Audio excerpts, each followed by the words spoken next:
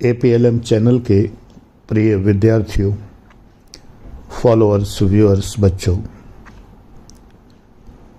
व्यक्तित्व, पर्सनैलिटी।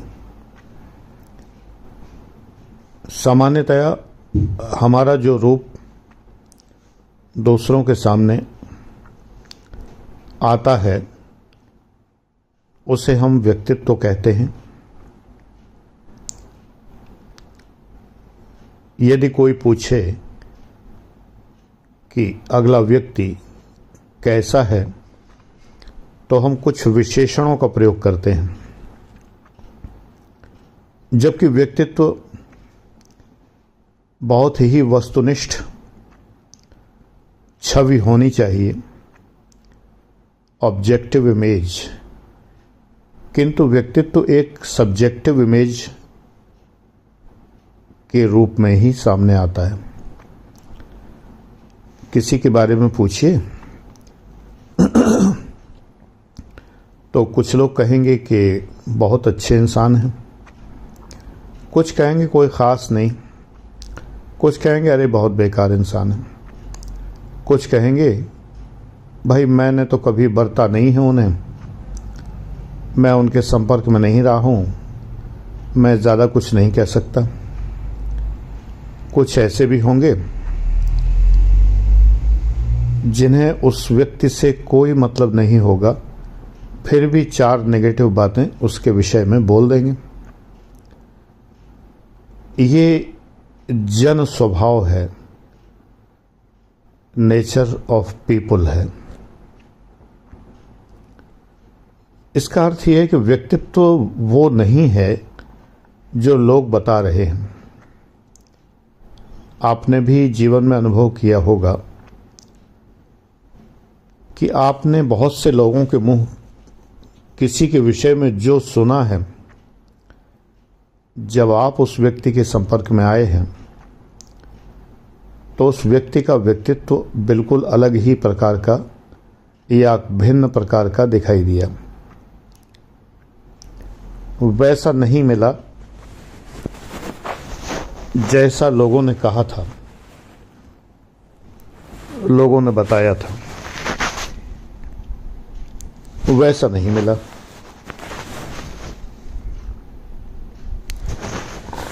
इसका तात्पर्य यह है कि लोगों का जजमेंट गलत हुआ। जजमेंटल होना स्वाभाविक है, मस्तिष्क है हमारे, और मस्तिष्क सब्जेक्टिव सोचता है, तो निश्चय ही निष्कर्ष भी सब्जेक्टिव होंगे। अर्थात किसी के अनुसार कुछ, किसी के अनुसार कुछ। हम और आप सूर्य नहीं हैं जिनको हर कोई कहे कि यह सूर्य है और इसमें कोई मतभेद न हो। हम लोग व्यक्ति हैं, तो दूसरे व्यक्ति हमारे लिए जजमेंटल होते हैं। बहुत रुचिकर बात यह है और विचित्र बात यह है कि हम अपनी पर्सनैलिटी दूसरों के कहे अनुसार ही मान लेते हैं, जान लेते हैं, पहचान लेते हैं और स्वयं को वैसा ही देखने लगते हैं जैसा लोग कहते हैं। मनोविज्ञान में इसे लुकिंग ग्लास सेल्फ थ्योरी कहते हैं। ये दर्पण सिद्धांत है, आत्मदर्पण सिद्धांत। चार्ल्स कोले इसके प्रतिपादक रहे हैं। व्यक्ति जब दर्पण में अपने को देखता है तो दूसरों की निगाहों से देखता है कि मैं कैसा दिख रहा हूं, कैसी दिख रही हूं। सुना होगा, जब तक ना पड़े साजन की नजर श्रृंगार अधूरा लगता है। यानी श्रृंगार पूरा होने के लिए किसी प्रियतम की नजर पड़ना बहुत जरूरी है। अगर नजर न पड़े तो श्रृंगार किस काम का। किसी की प्रशंसा भरी निगाह पड़ते ही दिन बन जाता है, पूरा दिन सार्थक हो जाता है। मैं सच बता रहा हूं, ये व्यक्तित्व की कमी है, अनस्टेबल पर्सनैलिटी है। कारण यह है कि आपको पता है कि व्यक्तित्व, अच्छे व्यक्तित्व के गुण क्या होने चाहिए, आप कैसे दिखने चाहिए। लोगों ने आपको कह के आपके मन में वो फीलिंग भर दी है कि आप मानने लगे हैं कि मैं मोटा हूं, मैं सिंकिया पहलवान हूं, मैं काला हूं, मैं अत्यधिक नाटा हूं इत्यादि। नकारात्मक विशेषण समाज हमारे मन में भरता है। ऐसा नहीं है कि हमें अपनी बेहतरी के लिए प्रयत्न नहीं करने चाहिए। जैसे कोई व्यक्ति अगर मोटा हो रहा है और होता चला जाता है तो उसे अपने वज़न को कंट्रोल करने के लिए प्रयास नहीं करना चाहिए, ऐसा नहीं है। क्योंकि एक चिकित्सकीय समस्या भी हो सकती है, उसकी एक बीमारी भी हो सकती है, थायराइड की प्रॉब्लम हो सकती है, प्रोटीन की समस्या हो सकती है। क्योंकि कुछ चीज़ें चिकित्सकीय दृष्टि से, व्यक्तित्व की दृष्टि से नहीं, लेकिन चिकित्सकीय दृष्टि से ध्यान देने योग्य है। हाइट वेट रेशियो अगर बिगड़ता है, आपकी ऊंचाई के हिसाब से जो वजन होना चाहिए आदर्श, स्त्री और पुरुष का थोड़ा डिफरेंट होता है। टेबल होता है, नेट पे कहीं भी टेबल मिल जाएगी आपको, इतने वज़न के लिए इतना इतने हाइट के लिए इतना वज़न होना चाहिए। जैसे मेरी हाइट 181 सेंटीमीटर है, तो मेरा आदर्श वज़न जो है वो 76 से 78 केजी होना चाहिए। तो अगर मेरा 90 हो, 95 हो, 100 हो, तो निश्चय ही मुझे सतर्क हो जाना चाहिए।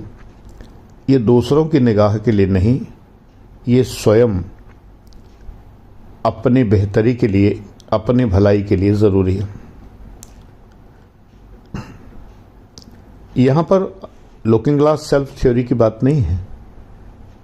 अगर आप सामान्य रूप से प्रयास कर रहे हैं वज़न घटाने का भी और एक्सरसाइज कर रहे हैं, या जो भी मेडिकेशन बताया गया है वो आप ले रहे हैं, फिर भी एक समय लगता है, उस दौरान आप आत्मविश्वास बनाए रखें कि आप अच्छे लग रहे हैं।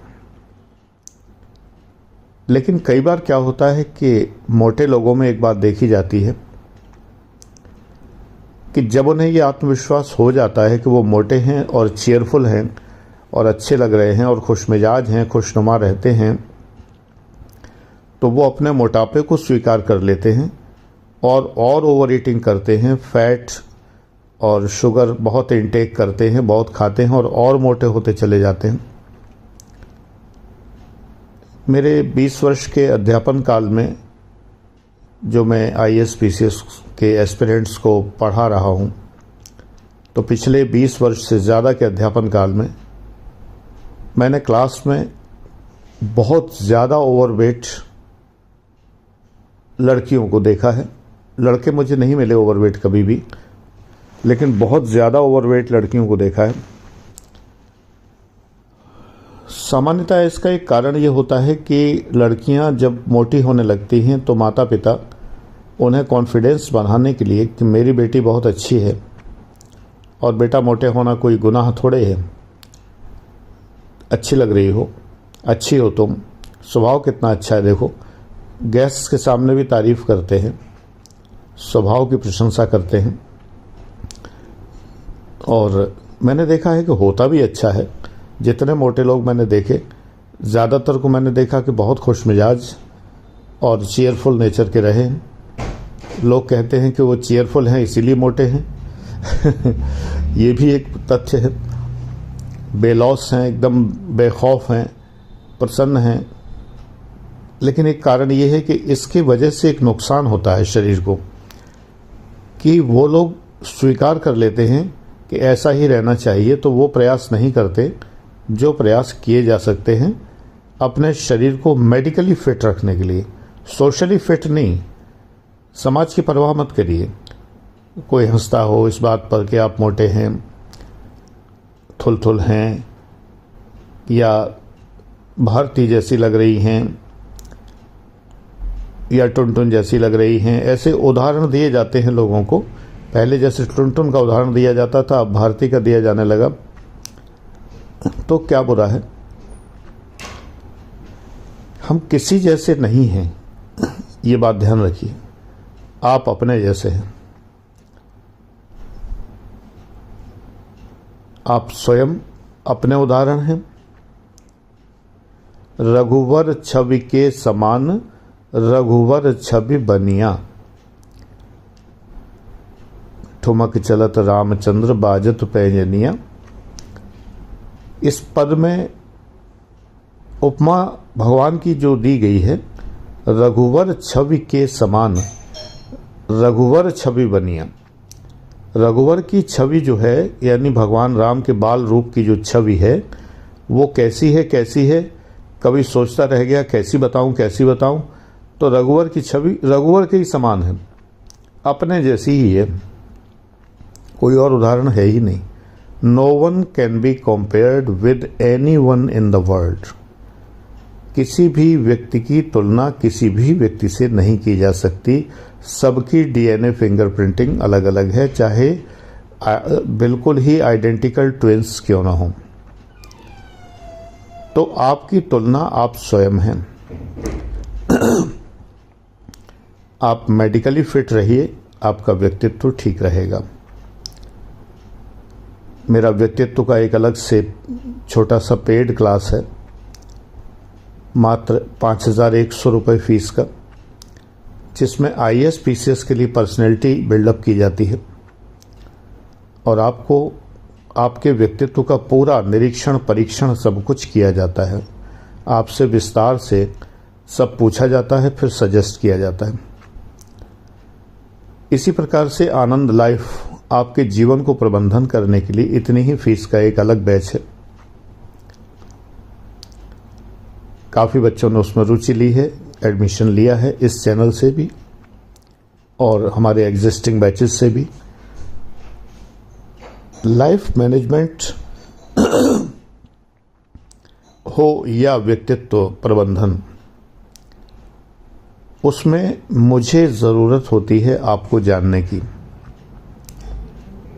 इसलिए ये सुविधा मैं उन बैचेस में देता हूं। अनावश्यक व्हाट्सएप तो नहीं करना चाहिए, लेकिन जो सुविधा दी गई है उसका भरपूर लाभ उठाना चाहिए कि मैं आपको सुविधा देता हूं कि आप सब कुछ बताएं और फिर मुझसे प्रेस्क्रिप्शन प्राप्त करें, यानी मैं आपको सजेस्ट करूं।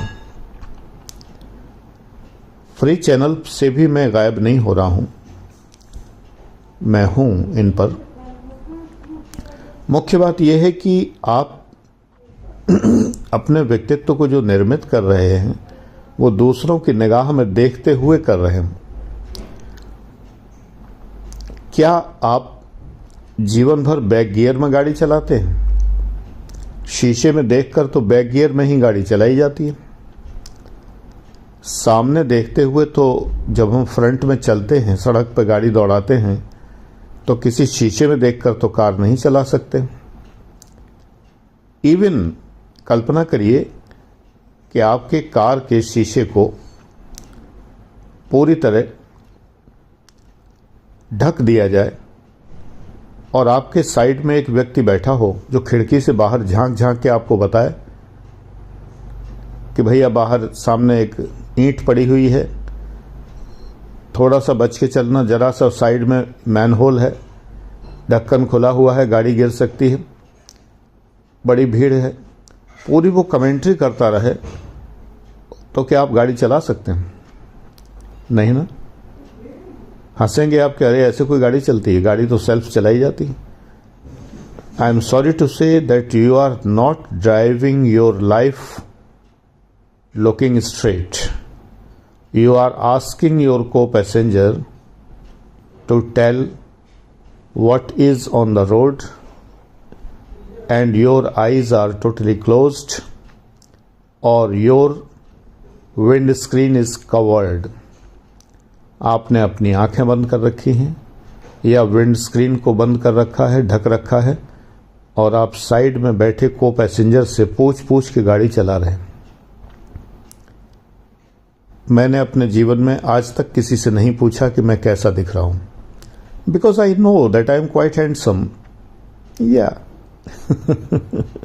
And quite smart, so that I never needed to ask anyone कि मैं कैसा दिख रहा हूं।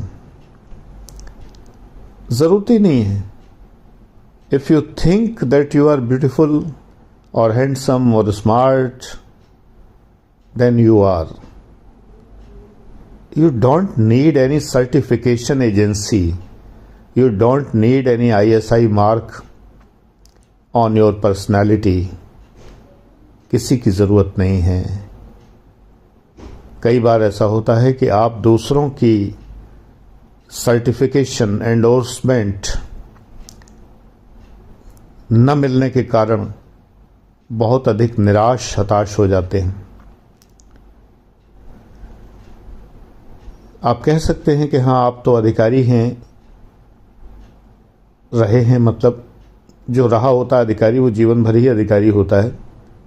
थ्योरेटिकली भी he can attest marksheets, A gazetted officer is always a gazetted officer.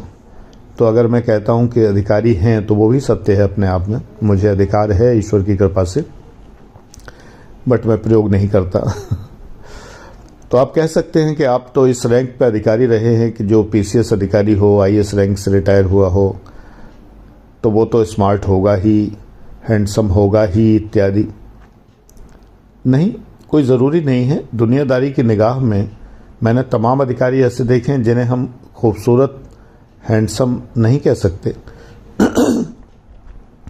जो संसार की प्रचलित रीत रिवाज है उसके अनुसार वो सुंदरता के मानदंड पर बिल्कुल खरे नहीं उतरते,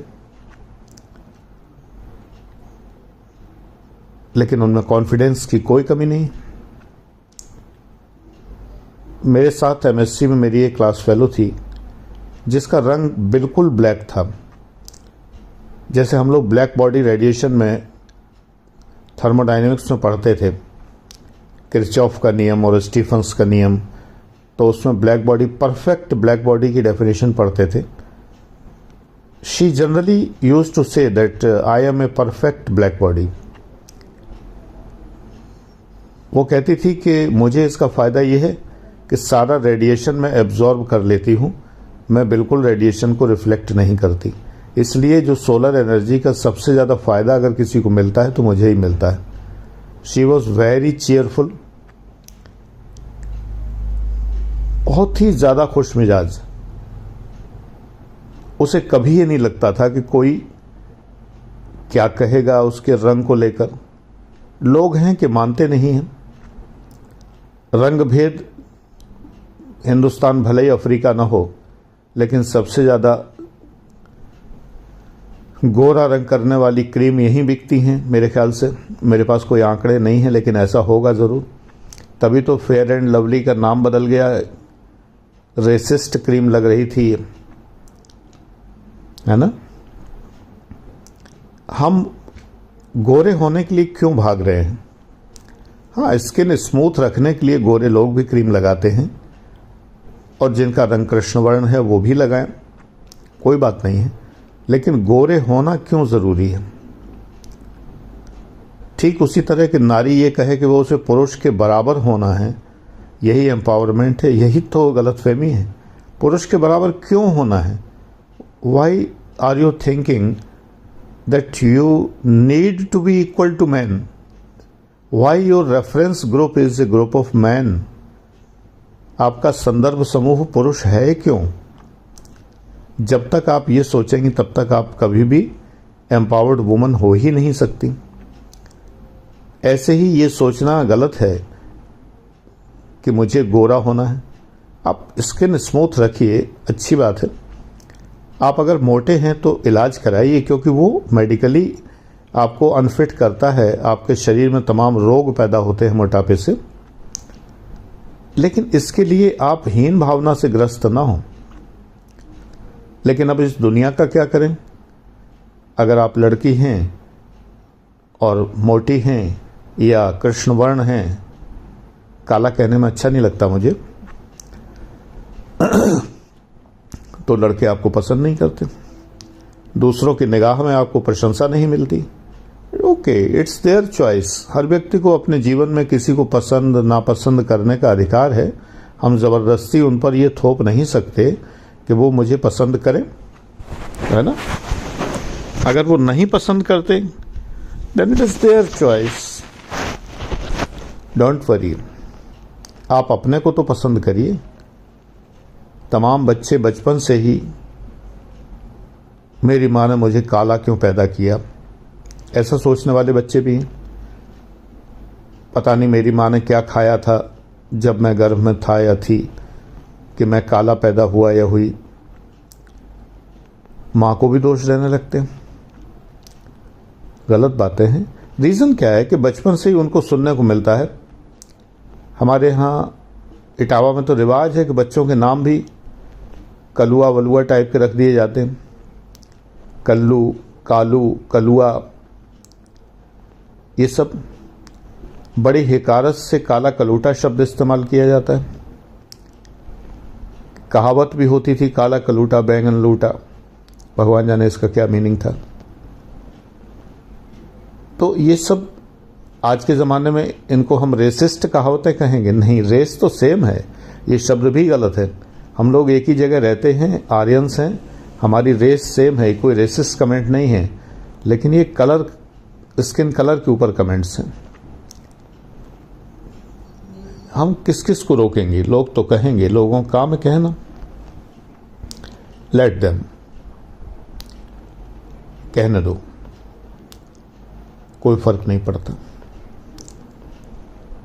इन चीजों से परेशान ना हो। हाँ, मैं ये बता दूं कि आदत के हिसाब से ये वीडियो मैंने APLM चैनल के लिए बनाया, क्योंकि आपके सामने उपस्थित रहने की मेरी आदत है। पेड बैच होने का मतलब ये नहीं कि मैं यहां से गायब हो रहा हूं, यहां से बिल्कुल गायब नहीं हो रहा। लेकिन जो पेड बैच है वो फोकस्ड है, कंसंट्रेटेड है, प्रत्येक सदस्य पर उसके व्यक्तिगत समस्याओं को लेकर कंसर्न है। वो ग्रुप 6 महीने तक उसमें वीडियो अपलोड होंगे, फिर वो ग्रुप वीडियो अपलोडिंग बंद हो जाएगी। क्योंकि जितना मुझे थ्योरी बतानी है, जितना उद्बोधन करना है, 6 मंथ पर्याप्त है। वो स्टॉक वीडियो का ही हमेशा दिया जाएगा।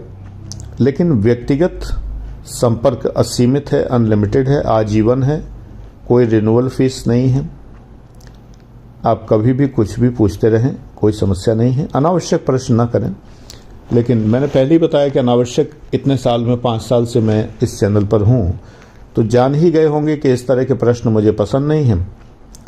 हाँ, ये भी हो सकता है कभी कि आप कोई प्रश्न करें, मैं कहूँ ये अनावश्यक है, आपके हित में, क्योंकि आप उस प्रश्न में अगर घिरे हुए हैं, अपना जीवन तबाह कर रहे हैं, तो मेरा कहना फर्ज बनता है कि ये प्रश्न अनावश्यक है, ऐसी बातें मत सोचा करिए। कुछ चीज़ें ऐसी होती जिनका हल ही नहीं होता। तो अब जैसे किसी ने अभी कहा कि मेरा सबसे बड़ा तनाव है कि सरकारी नौकरी नहीं लग रही है। तनाव ये नहीं होना चाहिए। तनाव ये होना चाहिए कि आपको उसके लिए प्रयास करना चाहिए पूरा। आप प्रयास कर नहीं रहे हैं। अगर कर भी रहे हैं, नहीं लग रही, तो ये समस्या तो भारत के करोड़ों युवाओं की है। आपको साथ साथ में सभी तरह के प्रयास करने चाहिए। किसी भी मार्गदर्शक के पास ऐसी कोई जादू की छड़ी नहीं होती। लेकिन अगर आप मेरी मानेंगे, व्यक्तित्व निर्मित करेंगे मेरे अनुसार, तो आज नहीं तो कल मिल ज़रूर जाएगी। मंजिल क्यों नहीं मिलेगी? अगर शिद्दत से आपने चाहा है तो वो डायलॉग प्रसिद्ध है कि सारी कायनात मिल के आपको वो अचीव करा ही देती है, अवश्य कराएगी। तो एक छोटी सी बात याद रखिए जो आज के वीडियो का तात्पर्य था, नेवर लेट पीपल जज your personality and never be guided by the people who are judging your personality.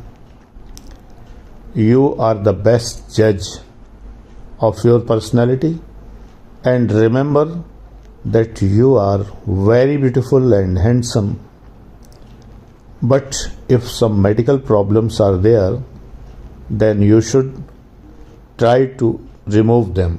Don't enjoy your medical problems. मोटापे को एंजॉय मत करिए। अगर आप स्टैमरिंग करते हैं, हकलाते हैं, तुतलाते हैं, जल्दी जल्दी बोलते हैं, लोगों की समझ में नहीं आता, तो इसके लिए स्पीच थेरेपिस्ट से मिलिए। अगर आपके शरीर में कोई कष्ट है जिसके कारण आपका जीवन प्रभावित हो रहा है, तो उसको एंजॉय मत करिए, यथासंभव उसका इलाज कराइए। मुझे डायबिटीज़ जिस दिन डिटेक्ट हुई 1990 में, तो मैंने जब पता किया डायबिटीज़ के बारे में, मुझे पहले कुछ नहीं पता था, तो मुझे ज्ञात हुआ कि ये जाति नहीं है। उन वैद्यों की बात मत सुनिए, उन काढ़े और उन जड़ी बूटियों की बात मत करिए कि बिल्कुल जड़ से चली जाती है, वो नहीं जाती है। हाँ, अगर हल्की फुल्की है तो एक्सरसाइज से, व्यायाम से वो एलिमिनेट हो सकती है शुरुआती स्टेज में, लेकिन अगर ज़्यादा स्टेज में है तो नहीं जाती है। तो जब ये मान लिया कि नहीं जाती है तो उसे फिर जीवन में साथ रखना है, ये बात अलग है। ऐसी कुछ बीमारियां होती हैं। मैं प्राणायाम जब ठीक से करता रहता हूँ, 5 अभ्यास, अनुलोम विलोम, कपालभाति, उद्गीत प्राणायाम, मौलिक प्राणायाम और भ्रामरी वगैरह, और परमहंस योगानंद जी की 38 एक्सरसाइज जिन दिनों करता रहता हूँ, कभी कभी छूट जाती है बीच में, जब करता रहता हूँ तो शुगर लेवल काफ़ी कंट्रोल हो जाता है, इंसुलिन की मात्रा बहुत घट जाती है और इवन ब्लड प्रेशर की गोली लेना बंद हो जाता है। तो अपने जीवन में योग को स्थान दीजिए। कोई बहुत बड़ी चीज़ नहीं है। YSS सर्च करिए, योगदा सत्संग शाखा, SAKHA, अपने नियरेस्ट ब्रांच में। आजकल तो सब ऑनलाइन है, आप लेसन्स लीजिए। मात्र 600 रुपये में 2-2.5-3 साल के लिए आपको पाठ मिलते हैं। अब आजकल तो ऑनलाइन मिलने लगे हैं और आपको वीडियोस के माध्यम से सिखाया भी जाता है कि आप कैसे एक्सरसाइज करेंगे। अगर आप उसके सदस्य बन गए हैं तो आप अपनी रसीद मुझे व्हाट्सएप कर सकते हैं 9810257742 पर। उसके लिए किसी कोर्स में एडमिशन लेने की ज़रूरत नहीं है। एक वीडियो का लिंक है, वो मैं आपको भेज दूंगा जिसमें एक्सरसाइज करना सिखाया गया है। क्योंकि गुरुजी का नियम यह है कि यदि कोई सदस्य नहीं है तो उसको उन एक्सरसाइज की जानकारी कोई भी सदस्य नहीं देगा। तो इसलिए मैं तब तक नहीं देता जब तक कोई ये प्रमाण न दे कि उसने सदस्यता ले ली है। पाठमाला की सदस्यता लेनी होती है, हिंदी या अंग्रेजी में, जो भी आप चाहें, वेबसाइट पे उपलब्ध है। इतने वैज्ञानिक ढंग से एक्सरसाइज डिज़ाइन किए गए हैं। 20 मिनट में सारे एक्सरसाइज हो जाते हैं। 38 एक्सरसाइज 10-10 करके करिए। शुरू में 10, महीने भर 10 करते रहिए, फिर अगले महीने तक 20 करिए, फिर 30 करिए, फिर 8 और करिए। ऐसे करके करते रहिए, सारे याद हो जाएंगे। मुझे अभी भी सारे याद नहीं हैं, मैं तो बहुत साल से कर रहा हूँ, तो मैं वीडियो रख के करता हूँ। इससे बहुत लाभ होता है, आपके व्यक्तित्व निर्माण में भी बहुत लाभदायक है और आपके चिंतन को भी प्रभावित करता है। याद रखिए, लोग आपको नकारात्मक तौर पर अगर प्रोजेक्ट करने की कोशिश करें तो आप ईश्वर से उनकी शिकायत करिए कि देखा गॉड, देखा ईश्वर, ये लोग कैसा कहते हैं, लेकिन मैं तो आपका शिशु हूँ और प्रत्येक माता पिता को अपना शिशु सदैव सुंदर लगता है। मैं किसी की परवाह नहीं करता, क्योंकि हे ईश्वर, आपकी निगाह में मैं सुंदर हूँ। ये प्लेज करते रहिए और सुखी रहिए। God bless you.